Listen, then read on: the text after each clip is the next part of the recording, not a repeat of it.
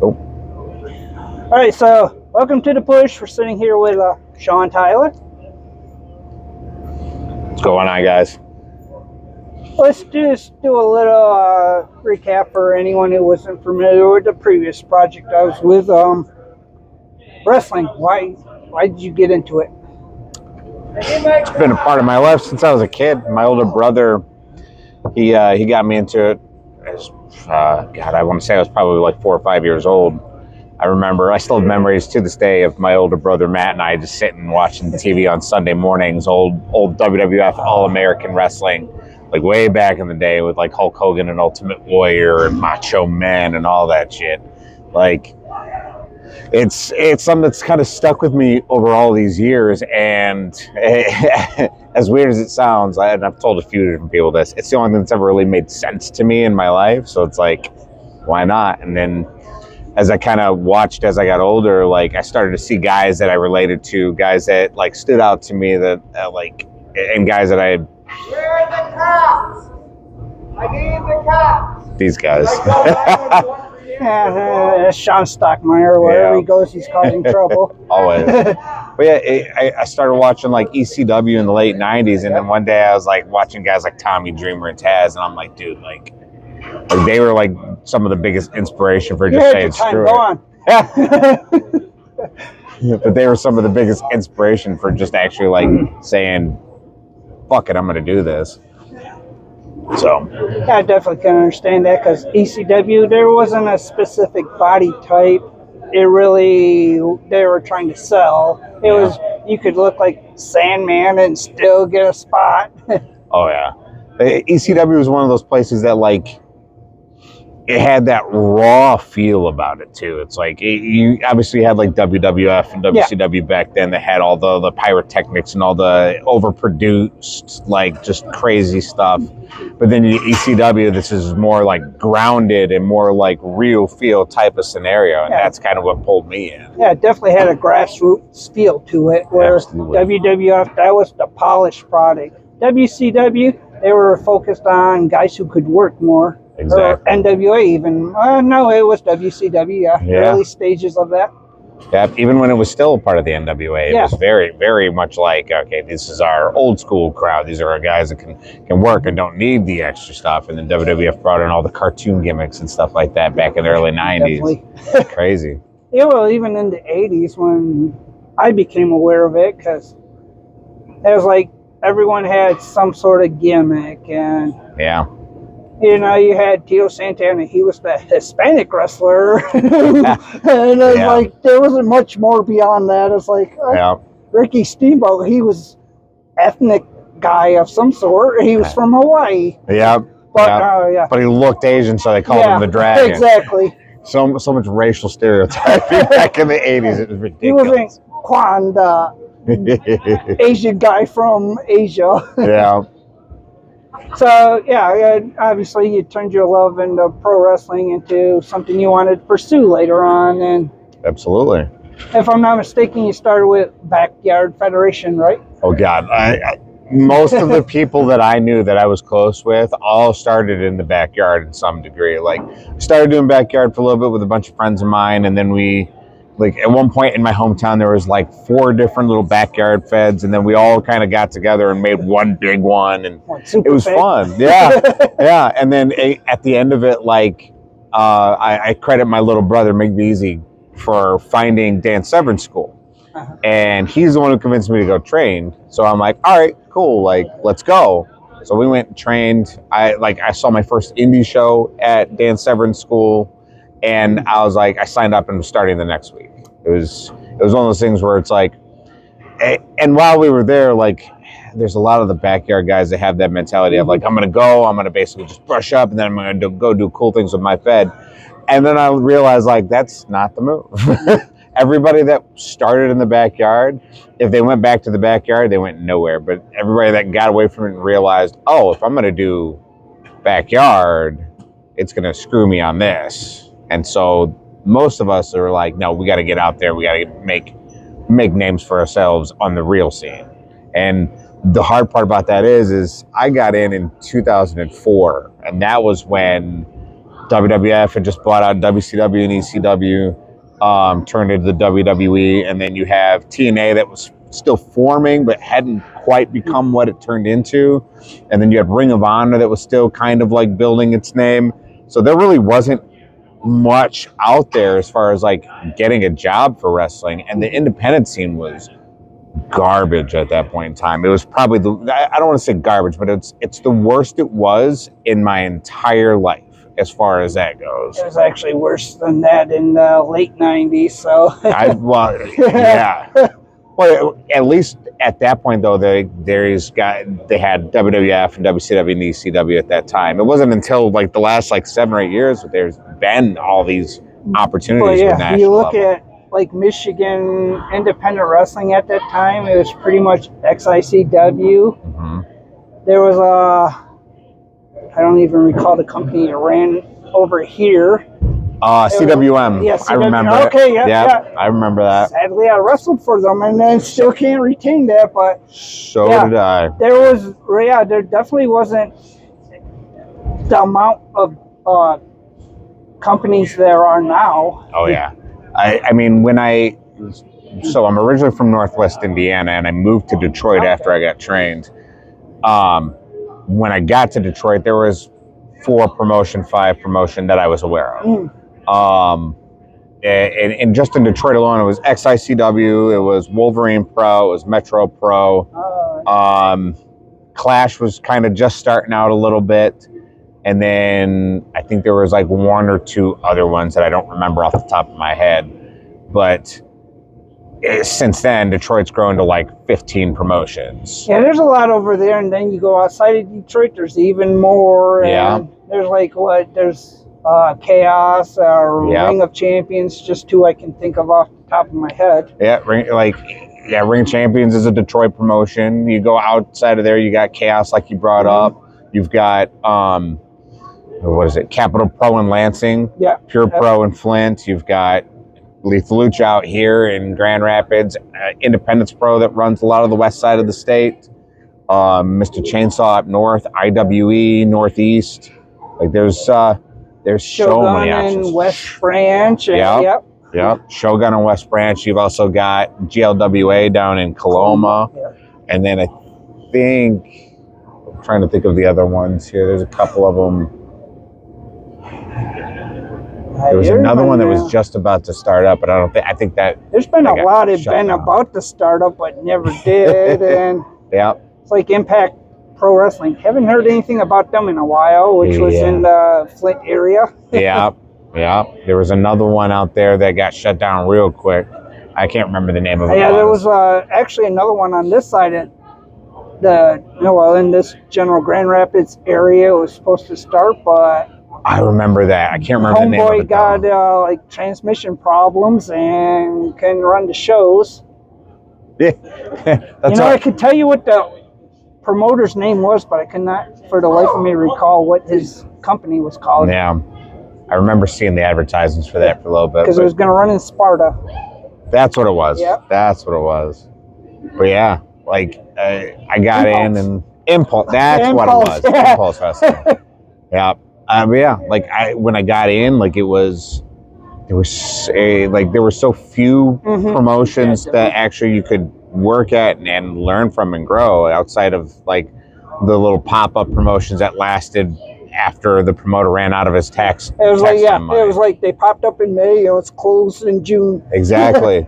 or they lasted all of like 3 or 4 shows, but they were relying on new guys to not accept pay, and it's like, it's only so often that's going to last. Pay your dues. Exactly. Show up, work for free, set up, and I'm really glad that the culture of independence has changed from that.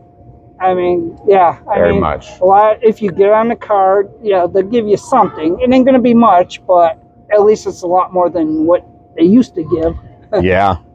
You see a lot. Like I remember my first year, like guys would be like, "Cool, like I can't pay this time, but I get you next time, kid." Yeah. Like my first year or two, like if I was lucky enough to get paid, it was like $10 or maybe $20 if the show drew really well.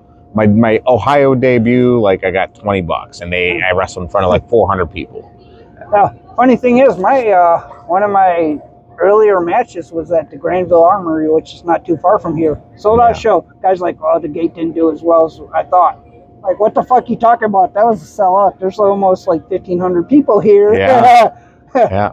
A lot of promoters back in the day used to pull that.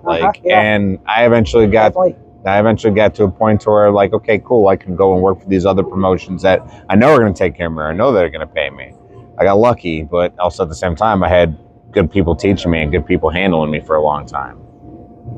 Who were some of the people were handling you when you came out of wrestling school? So initially, I had Jack Thriller, who was still to this day one of my favorite people. I had Josh Raymond, who was one of my mentors immediately on the road. Josh Raymond trained at the same school as I did. Yeah.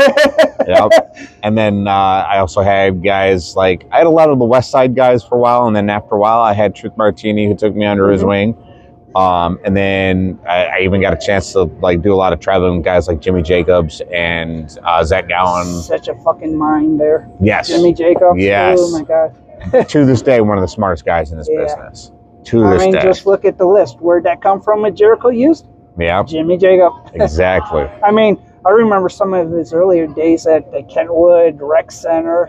He was doing some of the most off-the-wall shit with the hype. Yeah. I'm like, this is brilliant, but I don't think people here are going to really appreciate it. And I'd love to find tape of that stuff. I would. I got a chance to see some old tape of jumping Jimmy Jacobs when he's coming out with the pogo stick. Or the Hoss Jimmy Jacobs. Oh, yeah. Oh, that was a lot of fun. But yeah, definitely, even to this day, still one of the smartest guys in the business. And one of the most humble guys, too. Yeah. I mean, he remembers me as wrestling as Morlock and addressed me as such, like, dude, that was 20 odd years ago. Come on now. Hell yeah. So from Dan Severn School, where you started learning, you went from House of Truth to what, Polish Up, or? So yeah, I started at Dan Severn's place, and then a few years after graduating there, and traveling for a little bit, and I had moved to the Detroit area, I went to the House of Truth. I was training out there for a little bit, and then I started traveling with American Kickboxer, another guy that great mind for the business. Like, love working with him, love traveling with him. He had taken both me and my old tag partner under his wing for a while, and we had the pleasure of learning from him on the road. So he ran what's called Rage Dojo, and for a while they were merged with House of Truth, but when they had separated and gone their separate ways, Rage Dojo basically became kind of a traveling group of people. Myself, the Hood Ninja Haizea are part of Rage Dojo. American Kickboxer 2 out of New Mexico. There's the Naptown Dragons out of Indianapolis were all part of Rage Dojo. Like, these are like groups of guys that like I had the opportunity to either be in the ring with or work with or learn from, and it was a ton of fun. And then after that, like, I kind of took a step back from everything and had gone through. I had a kid. You know, my daughter's about to be 16 this year, actually. And then when I got heavily back into wrestling, I started acting more regularly in it. I went to House of Truth and completely started from the ground up with my basics and got a chance to expand from there. So I had the opportunity to learn from a ton of awesome people, both between House of Truth, Ring of Champions. Danny said it was yours. Yep. Okay, that's mine. I was like, dude, how do we have 10 turnbuckles? Yep. Nope. That's mine. Oh, shit. Yep. No, you're good. You're good. Trust me. It's par for course at this point in time, so. And this is getting used tonight, too. Hell yeah. But yeah. Glad to see that tradition carries over where people completely oblivious. Yeah.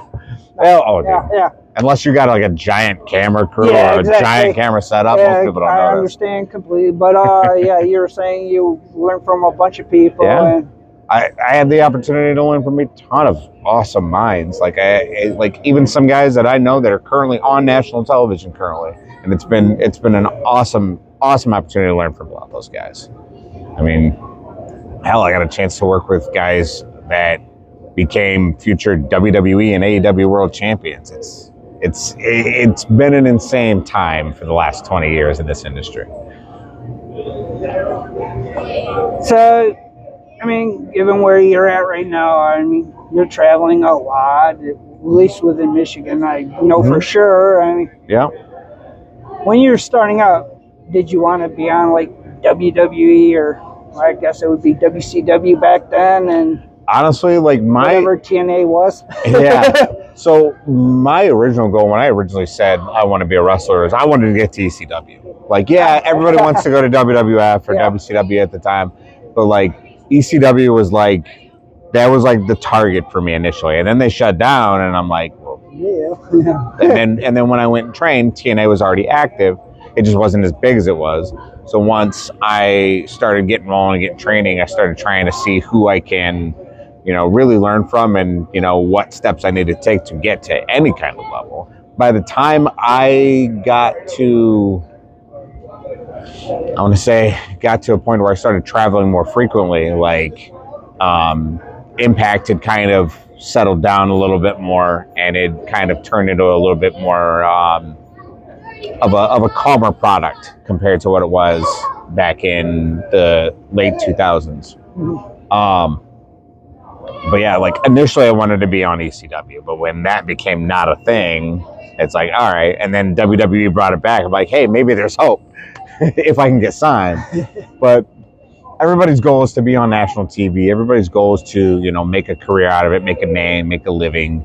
And then when Impact kind of like started to kind of scale down, I was like, all right, well, maybe I've got a better chance of getting there. And for a while, I was actually, while I was learning at Martin's, Truth Martinis, while I was actually starting to train people and everything, I started actually like making a little bit more effort to try and get to places like Impact and trying to get places like Ring of Honor and places like, even for a little while, I was in contact with a couple people over at AEW for a little bit. I had the opportunity of being involved in the TNA Gut Check tryouts that they did in 2022. I did a couple of tryouts with Gabe Sapolsky for when they brought out the ID program not too long ago, a few years back. I've been out there trying to get that name out there, but at this point now, 20 years in, it's kind of like, all right, now how much did my body hold on this? They bring up the WWE ID program. Mm-hmm. I mean, did that do anything for anyone? Yeah, actually. Yeah? Okay. So, because I'm not really a WWE fan, but I saw like Freedom Ramsey was about the only person I can think of offhand who was a part of it. Yeah. And then he wasn't. I'm like, what was that all about? I'm not sure what happened with him specifically. No, I mean, but the whole WWID program. So the WWID program, and this is just from what I've seen actively, is like it gives you an opportunity to learn a little bit more and develop yourself, and then they keep a closer eye on you, so that way they can see when can we bring him into or her into. To do a little bit more learning at the Performance Center, things of that nature. And then they started doing Evolve, which is... Yeah, that's like their third string show. Yep. So like, I had a conversation with somebody about this literally last week, how WWE now has 5 levels of national programming where they have Raw, SmackDown, NXT, which is technically their developmental, and then you got Evolve, which is the lead-in to NXT. And then you also have LFG, which is a lot of the it basically is kind of what NXT originally started as, where it's kind of like reality / competition based. Oh, you talking like when it was just a segment on Raw or SmackDown? Yeah. Okay. Yeah. All right. But now it's like LFG is it's I think what the initials are, Legends and Future Greats, where they're like coached by legends and they have teams of guys that are trying to get their main contracts in, and it's kind of a cool thing to see, like how their approach is to bringing new talent into the main company now. But like that program is specifically designed to keep a closer eye on specific ID talents that they have their eyes on. And it's kind of nice to see that they're putting stock in the independents too. Yeah. And then there are certain schools now that are being considered a part of the ID program where they either send guys to, or they keep a close eye on some of the people that they're training there, so that way they can see if there's anybody they want to, like, you know, pull up into the bigger ranks. So it's kind of cool to see. You didn't see that kind of stock on the independent scene by the WWE or any company really years ago. Like TNA was the closest to that, where they paid attention to the indies. And even a lot of that, like, they look mostly at places like Ring of Honor and IWA Mid-South, for sure. and AAW in Chicago, places like that. Now everybody's looking pretty much at all of the indies, and it's kind of nice to see that. Close to, yeah, I mean, for a while there, closest you could get to an actual indie experience was Ring of Honor. Yeah. Those people were wrestling like you could go to a show in your hometown and see. Yeah. And they fed into larger companies, which was pretty much WWE for a while, because when WCW closed, that was probably the worst time in history of wrestling that I could recall in my lifetime, because there was no competition, and the product got really bad quick. Yep. And then within about a year and a half is when TNA came about, and, you know, these guys were starting to get jobs. Yeah. But also it turned into situations where it's like, they were getting jobs, but still at that point, TNA still had to find how to present a TV product. Doing things out of the asylum in Nashville, they called it. The fairground tapings. I remember they were doing like Wednesday night pay-per-views for like $2-3. It was cool, because nobody did that. Even, you know, someone like me who works Monday through Friday, and this show's coming out at 9 o'clock. No way I was gonna watch the whole thing. And yeah, it was nice to see, like, at least somebody was making an attempt. And for sure. Ring of Honor formed, but it was a small indie at the time out of either, I forget exactly where it started. I think so. Yeah, something like that. Yeah. And it was towards the end where they actually started trying to tour. And even then, it's like, I mean, they came here once, and I found out about a day after the show. I'm like, what the fuck? Yeah. And then, like, when they became like a major traveling company and got like HDNet, and they started getting some TV deals with Sinclair, like, that's when everybody's like, okay, cool, we got to get there, because that'll be an opportunity to get somewhere else. Because if they see we can handle TV with these companies, then we can get into a bigger company. It was nice to see, though, that like I said, people were taking stock in the independent scene like that. For sure. Yeah. So not only are you a wrestler, but you also have your own company. So you want to talk about New Edge Pro Wrestling? Yeah, absolutely. Like, and that's something that kind of like fell into my lap too.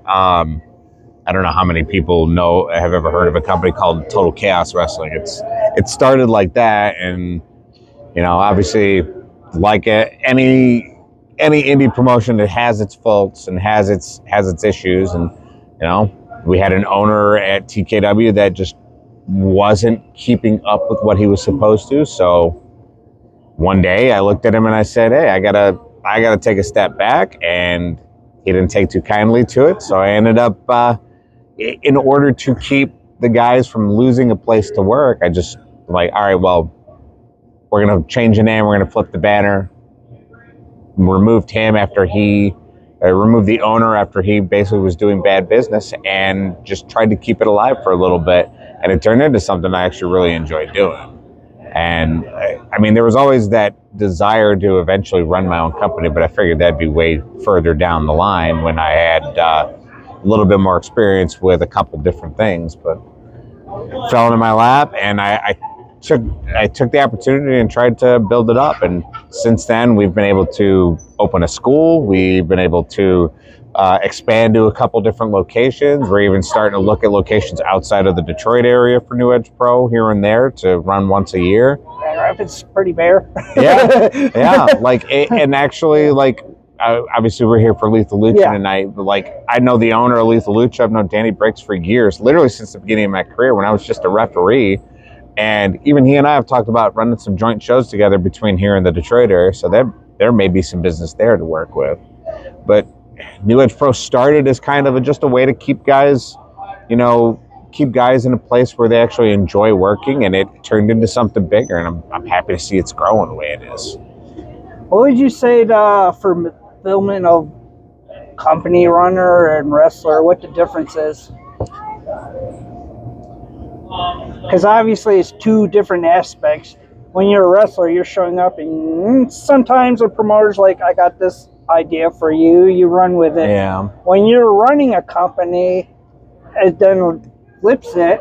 So when you're the performer, like, you got your head and the person you're working with to deal with and make sure that they're safe as well, and you're trying to keep a few different people happy. Like, you're trying to, while also still try and keep the fans happy.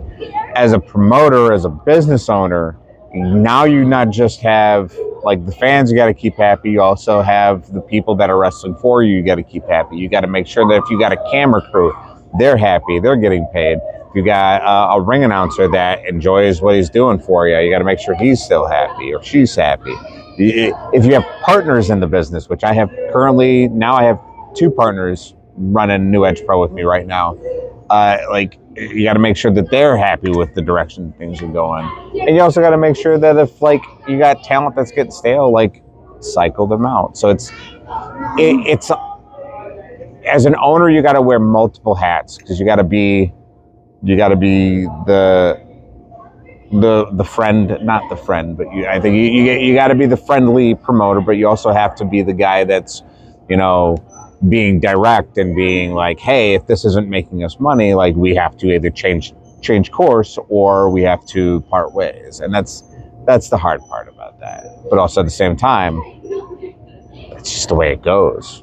You go from wearing 1 hat to wearing 17 hats. That's pretty much how it goes. So the fulfillment of each is equal, would you say, or? Ooh, I would not say it's equal at all. Like, filming as just a wrestler it's more simple, because at least you know your role and everything. But filming is, like I said, the promoter as a business owner, it's you got to know everybody's role. You got to make sure everybody's sticking to their role. You got to make sure everybody's sticking to their times. So I would say it's a lot harder as the business owner than it is as the wrestler. Yeah, I can imagine so. Yeah.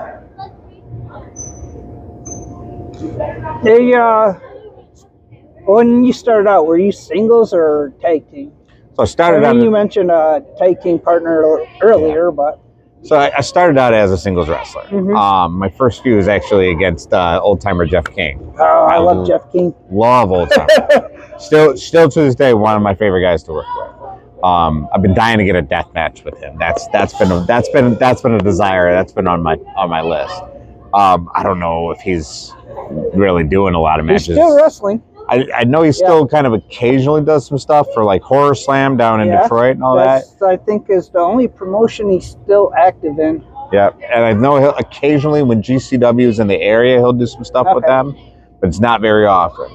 But he's one of those guys I'm kind of want to get, like, one of those death matches with him before either he or I are done. Jeff, come on, get hold of him. I'm sure he'll be paying attention once he hears his name pop up. Yeah, hold of the company of some sort. And but sorry, I forgot where I was going with this. You're talking about Jeff King, and you're a singles wrestler. Oh yeah. He was my first program in the industry. Okay. Had the pleasure of working with him for a good 6 months, and my first for Price of Glory Wrestling out in Coldwater. I was about to ask what company was this. Yep. Okay. And another promotion called Hybrid Pro Wrestling, which used to be owned by Josh Raymond initially, out of the Kalamazoo area mostly. But and then after that, they had put me in a tag team. Price of Glory specifically put me in a tag team with a guy named Brian Skyline. That was okay. It lasted for a few months, but then they ended up splitting us up, doing something different with us. I ended up doing another tag team that actually got really popular for about 3 years. I'm not going to give any credit to that one for good reason. Okay. And then after that, I split up, did my own singles run for a while, and then I kind of just kept getting randomly thrown into tag teams with random people, just because people saw what I did with my tag partner for 3 years, and they're like, well, let's see if you can do it with this guy. And it most times it didn't work. Started doing this group down in Indiana called the Rat Pack. Lasted a couple years. Was tagging with a few different people: Steven Drochner, Tony Thunder, and Diesel Troxy, who love those guys. Fun, had a lot of fun with that. And then the gimmick that I've been doing for the last like 7-8 years is based off the Purge movies. So that one fell into my lap due to working with Horror Slam down in the Detroit area. Okay. And they're like, hey, we want to put you with these guys. We want to do this Purge faction. And I'm like, all right, yeah, let's do it. I'm game. As soon as I found out who it was, because the first question I had was, who's involved? And when the owner of the promotion said Kevin Calloway and Justin Pilgrim, I'm like, okay, yeah, so let's it was roll. a much larger thing in the genesis of it? Oh, yeah. Okay. The Purge, when it started, was 4 members. It was myself, it was Kevin Calloway, it was Justin Pilgrim, and then it had, like, almost immediately, we had included Buddy Hamlin in it. We had a very, very brief, like, I think one show we had Sean Lawhorn involved, but that lasted literally one show, and they were just like, yeah, he's not a fit. But over time, the Purge had included like multiple people. At one point, TJ Meyer was a member of the Purge. MM3 was a member of the Purge at one point. We've had a couple of different people. Mitch Hewitt has joined the Purge at one point. We've had a lot of people like kind of come in and out involved in it, but the constants have been myself, Calloway, and Pilgrim. And then Pilgrim retired a few years ago after a cage match with Butcher. No, Carver of Cutter's Alley. I always get him confused with Butcher. And then pretty much Kevin just stepped away for the foreseeable future. He's not sure if he's still going to be able to do it, but he's going to, once everything he gets settled with himself, he'll decide from there. But he's been the one constant, and I actually still every once in a while get kind of thrown into tag teams, kind of to fill in spots. But as far as the tag partner, outside of Kevin, I can't see myself tagging with anybody anymore. I mean, as a regular thing. When I first became aware of you, it was with Kevin and the Purge. I think it's probably Metro Pro Wrestling. It's when I started getting back into independent wrestling, because I wrestled for a period of time, and I'm like, it's a lot of garbage, and I had that attitude for the longest time. Yep. Then IPW came to what is that? The Messianic Temple, downtown Grand Rapids, Michigan. Oh. My wife at the time's like, you want to go to this? I'm like, no. She's like, well, I bought tickets. I'm like, oh, okay. I'll make this stipulation with you. We go there. If there's one motherfucker in Zubas smoking cigarettes outside, or no, if there's 2 motherfuckers smoking cigarettes outside, when we pull up, I'm not going in. Well, we showed up, and there was one guy smoking a cigarette. I'm like, I'll still give this a chance. But yeah, from then, I was like, okay, things have changed a lot. Yeah. Things have changed a whole lot, and now here I am. Yeah. The industry. All these years later. Just the 20 years that I've been involved, this business has gone through so many crazy changes. It's insane. I mean, it's nice to see though, because it's definitely grown up in a different kind of way, if that makes sense. It has, and also, given the state of the economy, it's also frustrating to see how it might go. Yeah. There's a lot of people who are going to be struggling. I'm talking company-wise, Oh. but 100%. In fact, actually, it's kind of funny because this time frame right now that we're currently living in, when I first started, it's almost the equivalent of what happened then. Because when I first started, gas prices were still $1 something a gallon. That was what, the George W. Bush? Yeah. Yeah. Yep. And then within 6 months of me being in the industry, gas prices shot up to Go for it. $2.50. Almost $3 a gallon. $3 a gallon. Yeah. Pay that. Yeah, and then by the time I got to traveling more often, gas prices was $3.50 a gallon roughly, and that's in Northwest Indiana. Yeah. And then I moved out here, and they were just as bad, sometimes worse. But it's nice to see kind of things have calmed down and settled down a little bit. The gas prices have gone down, but now they're starting to rise back up. And it's like, you're going to see a lot of wrestlers either say, yeah, I can't do this until the gas prices go down. I'd like to, but... Yeah, you're going to see a lot of guys that are going to start upping their prices. You're going to see a lot of guys that are like, hey, can I get a raise? This is kind of a lot to come for X amount. Yeah, you really can't blame them, though. I No. mean, some people do fucking travel from North Carolina to the West Branch, and that's gas money they're basically making. Yeah. Yeah, and you'll see a lot of guys now that are like, I hate to say it this way, you're going to see guys that really think way more highly of themselves than they're actually worth start to price themselves out of bookings, and that's going to be a common issue. Yeah, it used to be $40, but now I can't do anything less than $200. Right. I've literally heard stories like that that have happened in the last not year. Adding up here. Yeah, it's like, how did we go from 40 to 200? Yeah, exactly. Like, no thing. Yeah, I've seen guys literally pull that in the last like year and a half, and it's just like, no, sorry, bud. Yeah, exactly. I've had people that literally have worked for me or worked for me off and on at New Edge Pro or TKW at the time, be like, hey, I know I was doing it for this much, but I gotta actually like raise my price up. And I'm like, okay, well, how much you thinking? And they're like, oh, 125 sounds good. I'm like, oh. Me personally, if I was a company owner, I'd be like, justify that to me. Yeah. Yeah. Like some people. Well, I'll walk. Walk then if you can't justify it. Yeah. Some people I can justify paying a reasonable amount. Like I totally get it. I absolutely get it. But then there's others that it's like, okay, well, like, excuse me, what? you're 2 years into the industry, and you're trying to tell me you're worth $75? No. There are guys that are 10 years that don't ask for that. There are guys that are 20 years that don't ask for that. Hell, I've had the pleasure of working with some longtime vets that I was watching at the beginning of my career that have come and worked for me or come and worked on companies with me that don't ask what some of these newer guys are expecting. But yeah, it's just definitely the newer guys, they don't realize that they're overpricing themselves. Because even I was pricing a show about 3 years ago and reaching out to talent, some talent. I mean, their prices were very reasonable. Newer people at that time, I'm like, there's no fucking way I'm gonna let you wrestle at this show, okay? Yeah. I'm being honest. I mean, I got like, I don't want to name names, but I got this person here who's been around for a minute who only said $60. You want that same price? No. Yeah.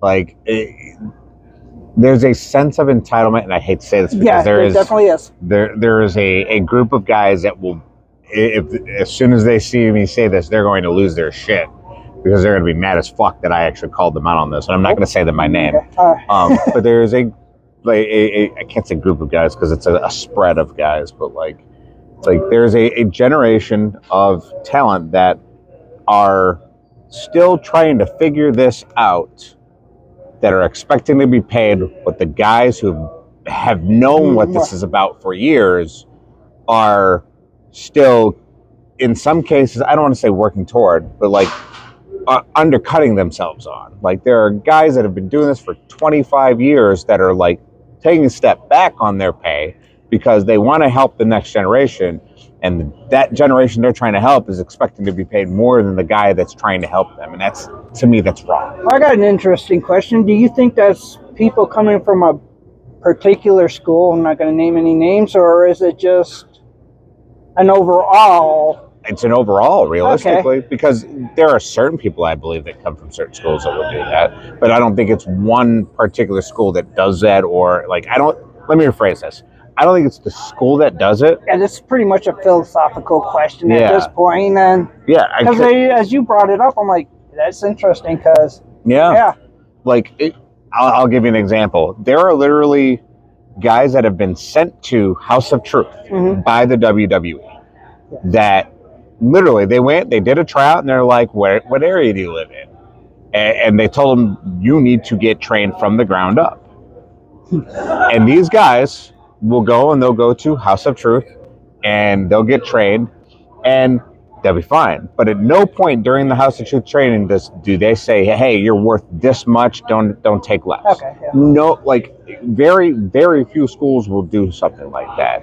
I have heard of some schools that have done that, but I don't know how active that is. But there are some people that get it in their head like, well, I came from X school. I should be making this much, or I should be making this much out the gate. Well, you know, a lot of people came out of House of Truth that I was introduced with before they wrestled and stuff were following Forever Young, who was a very smart guy, and he placed these rookies in certain situations. They had no clue what's going on. Yeah. And he just guide them through the whole situation. So, okay, so maybe it's whoever they were coming out of the school. It's usually like, and we tell people, like, when I was part of House of Truth, we told people 3 things. 1, don't get involved in the clique mentality because it's bullshit. The minute you do that, you close yourself off to really learning from people that can help you. 2, you're not going to make a lot of money right off the gate. If your first year or 2, if you get paid at all, it will be small amounts until somebody sees something in you. Hope for gas money at least. Yeah, yeah. You might be wrestling locally for a year and a half, 2 years before you get your first opportunity out of the city, let alone out of state. And when you take the chance to go out there and get out, you're going to be running into the issue of, I'm going to be doing setup, especially for a solid promotion like an AAW. I'm going to be doing setup for anywhere from 2 to 6 months before I get an opportunity. Okay. But those promoters will notice that stuff. The solid promoters, the good promoters that understand how all this shit works, they notice that shit. Tom Williams down in Ohio for War Wrestling. Yeah. Phenomenal guy. He's one of the best, in my opinion, when it comes to stuff like that, because he watches who shows up and he gives opportunities to those guys that have clearly like put the work in, or at least have shown proper etiquette and proper initiative to say, hey, like, this guy actually gives a shit.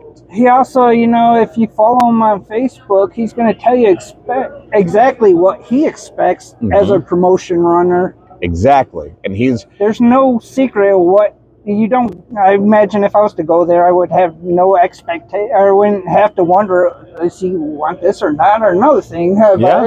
Yeah, he's pretty clear about what he expects. And 9 times out of 10, if he sees a guy that understands and actually gives a shit, like, he's willing to give them opportunity. I have seen guys that I know go down there and on their first opportunity, because they have the right etiquette, got booked on their first time down there. I've seen guys go down there 2-3 times and finally get booked after their 3rd time being there.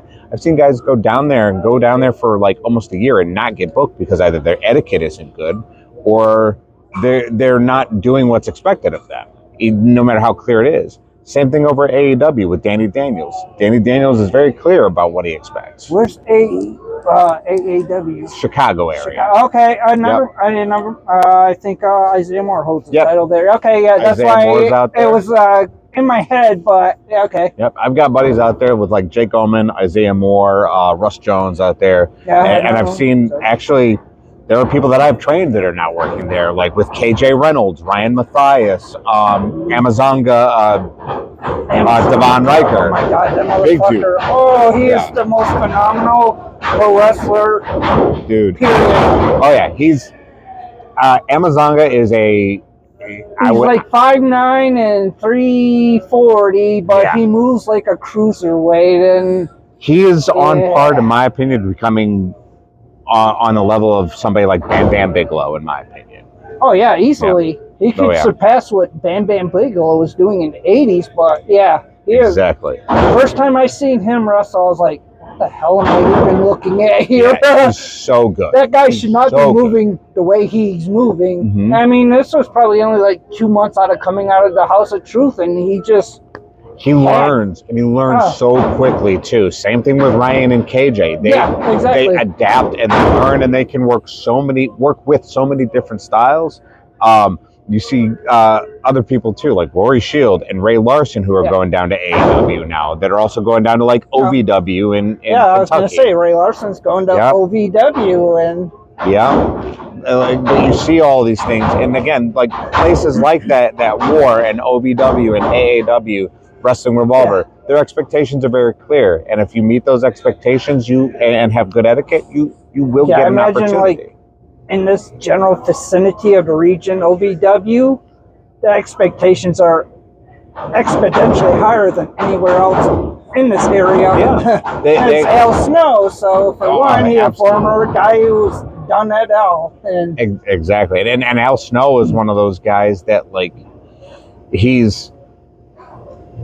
I'm trying to think of the way to phrase this, but like he's very old school. Like you either A, have something that's marketable or you don't, or B, you're going to have something that we can make marketable or you don't. I mean, look at all those dumbass gimmicks he went through in his career before something stuck. Exactly. He tried it, it didn't work, and eventually got to a point where he found something, it stuck. So. Yeah, and it made him a good amount of money. It got him a ton of experience, and the dude got himself on every major platform in wrestling history. Going back to ECW, I mean, that's where a lot of people found themselves. Exactly. Stone Cold Steve Austin, he was like birthed there in a way, but before that it was Stunning Steve Austin, who was just an arrogant prick who was pretty mild-tempered, but he showed he had personality in WWE. He's like, maybe we can do it. Or it was that then. Exactly. Maybe we can do something with that. That was the great thing about ECW is you could find that one thing that was going to make you money. Yeah. You had that chance. Exactly. But yeah, like it's seeing a lot of the places like this and seeing a lot of, I'm going back to the original point we were going to, like seeing a lot of the talent that is going those places. Like it's one thing for them to ask for a certain amount. It's another thing for these other guys that either graduated with them or did certain things that would kind of almost be adjacent to them before they got to those higher levels. Like, but you've got guys that haven't even seen the levels that the KJ and Ryan and people like Ray Larson and Amazonga and those guys like that who are doing stuff, and you got guys that are trying to like outprice themselves past them. Yeah, no, it's not going to really work, especially with like Amazonka. Yeah. I mean, but I think like it's insane to me, the generation now. And I don't want to say the entitlement, but that's pretty much the closest thing to it. It's like the entitlement. They expect it, and it's like, no, you got to work to get there. Yeah, absolutely. You definitely have to work to get to a point. Yep. I think that's it. I mean, anything else you want to push? Actually, this is going up Monday, right? You said? Yes, tomorrow. Cool. We actually have our New Edge Pro actually has their anniversary show coming up next Friday, May 8th. Raising the Bar. It's going to be at the Hazel Park Recreation Center in Hazel Park, Michigan. If you get a chance, go check it out. Find us on the internet. We're on Facebook. We're on X. We're on Instagram. We're on TikTok. We managed to stay pretty active on the social media for the most part. And then if anybody's looking to train, actually, New Edge Pro Wrestling Academy is now merged with City Championship Wrestling, and we have Ringmasters Lab and Wrestling School out in East Point. So find us on there. Ringmasterslab.com is the best way to find us. You can sign up through there. You can get a little bit of information from us. You can always give us a call or shoot us an email. And then if you got any other questions, feel free to reach out to me. Like, we're happy to help anybody in any way we can, and just give us some info for you. Cool. Sounds good. All right. Thank you. Appreciate you for having me. Appreciate you.